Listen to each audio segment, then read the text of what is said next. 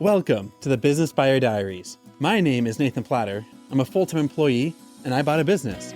I did everything right, from finding the deal, handling all the due diligence on 63 opportunities, and ultimately bought a profitable gym. And boy, was I in for a big surprise as a new owner.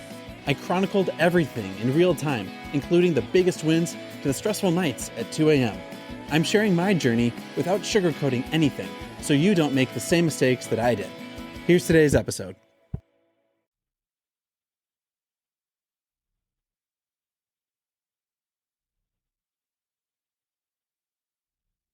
Class day. So we're in like week 3, almost week 4 for the 10-week challenge cohort. And 2 things that happened. One, my sales rep who came with the sale of the business, he is doing an email blast to the 2,100 or so members, or former members or leads that haven't been touched in ages. And it's almost like a last ditch, join the session so that we can do a Black Friday special in like a month or so. So he's doing that. What I'm hoping for is, if nothing else, like a 1% conversion. But I know that's really low, but these are leads that just haven't bought, ex-members, they're leads that have never converted. And if we can 1% out of 2,100, selling something for like $300, that's a bonus of, 2,000 people, 1% of 20, sell them for like $300. That's an extra $6,000 in revenue. Which honestly, depending on what your background is, that's not really a whole lot. It's valuable, but it's not game changing. And so that'll be a nice little bump in 1 month of revenue. But really the goal of that is to get them closer to the chat when it comes to having sales conversations a month from now, when we have a full 10-week transition that we want to do with people. And when I say transition, I mean challenge, I mean program. I'm not talking about something more political like a transition, but this is more of a life transition because it's a challenge, but challenges are very limited. Transition is step 1 of a long-term journey. Anyhow, we're doing that. And then today is also the nutrition class. So these are folks that are a couple weeks into their program. They're doing the workouts, they're getting into exercise. But now we're going to be talking about core nutrition. So it's an hour and a half on here's how to do a reduction diet. Here's how to do a replacement on common food. Here's what those side effects are from red dyes, blue dyes, green dyes, every dye that's going on. And here's how to read between the lines when it comes to the grocery store. So this isn't 101, but this is like 201 in terms of like education level for the common person to figure out what the heck to do. So that's where things are on that. And these Saturdays are really valuable. I should have done an episode from yesterday, but something that I'm really grateful for, we've already grown our instructor base. A lot of our instructors have been around this brand for 5+ years. Half of them have been around the brand for at least 3 years plus, which is very unusual in a good way. A typical turnover for fitness club is 100%. So each year you get a new personal trainer. Every 2 years you might lose a general manager, and either people move up because they stick with the business, or they move out because they get a corporate job, or they want to do something besides personal training or whatever. And so it's depending on what you compare it to, it's a transient crowd, for better or worse. And a lot of the instructors, almost all of them, have permanent day jobs, like a school teacher, an engineer, a personal fitness coach, or a sales rep for a metal device. They do something besides fitness. And so it's easier for folks to flake in and flake out. But for folks to be doing it for a couple of years, same studio, same brand, is very novel, very unique.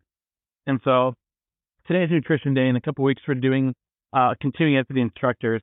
And I'm prepping a little TED talk for them. And selfishly, my instructors are going to be my test audience. Long term, I want to be building out the franchise that I am currently involved in, and I want to be growing the movement that's been going on for 30 years, but they just do not have the business, the marketing, the promotional headspace that I'm in, and that's okay. That's totally fine. Back it up, prepping for the TED talk to the instructors. I don't want to get into the weeds of their knowledge. I'm not going to be talking about biology. I'm not talking about the 3 keys to a successful instructor class. That's garbage. I don't know that stuff. I would be a fraud trying to tell them what they know about. So I need to bring something way different, but yet applicable and relevant to them. And first, I was going to be talking about choices and the power of choices and the ripple effects that choices make. but it's so vague and it's kind of like typey. So I'm going to be talking about something a little bit deeper. I'm going to be talking about name, identity, and what does it mean, value, deep, for who they really are. And so it's something a little bit deeper. It's kind of vague. I'm still ironing out. But this morning as I was slightly waking up, and I was in that like half awake, half sleep mode. Just the idea of like, okay, well, here's a topic, here's a tangent, here's a story I can bring in. And so being like just enough awake to be cognizant of my thoughts, but just sleepy enough that my mind is wandering and generating good time. So I gotta sneak. Come on. There we go. There's a sneeze that didn't come. All right. So that's it. On days like today, just seeing when we're not doing instructor class, or we're not in the weeds of a day-to-day club operation, what do the staff think about? What do they talk about? What's on their heart? Getting to know them on that, like shooting the breeze, grabbing a beer kind of mind state. Be engaged in what they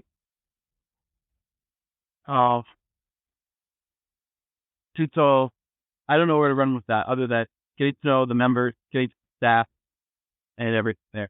Yesterday I shot a lot of video content during a class session, and I was just using my phone, and unfortunately there was a lot of loud music playing. I did not have a microphone, so half of the other videos I got overblasted audio-wise by the music.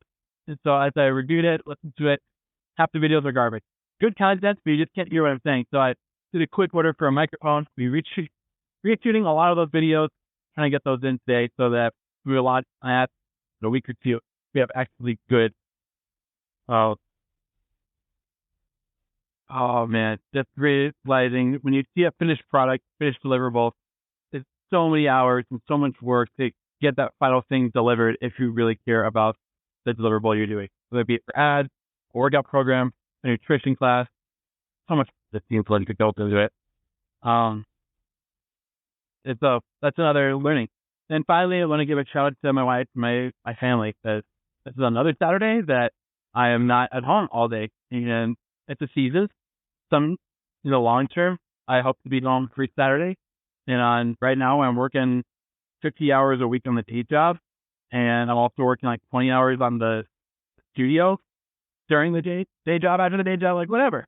During Saturday, come in, well, this class is on Saturday, and I can't do enough Monday to Friday to get this class on Saturday because the Saturday class is valuable. So unfortunately, it's a season of lots of busy days, and it won't be this way forever. You realize see that, and you have to make emotional deposits, emotional withdrawals. How could I be extra? So there's no real topic today talking. A lot of it is about timing, having emotional awareness for where people are at, and just reading what the soul your needs are in the moment. Time availability throughout the week, acknowledging seats are not permanent, and ultimately, the work you do matters. So treat it like it matters when you deliver it to your end audience. Even if it's a marketing, promotion, sales video, a basic nutrition class. I don't know where I got the takeaway phrase, but every performance is an audition. That's true whether it's work, at home, you're on a date.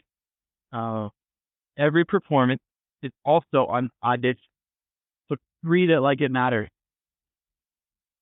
Because it does. And that's probably one of my favorite phrases I've ever heard or thought of. I don't know where it came from. I wish somewhere. Someone just read it before me. Pre-2015. Grab that credit and I'll give it to you. Otherwise, I don't take credit for that one. Have a good one. I'll let you know how the nutrition and the nutrition class goes and reshooting those videos.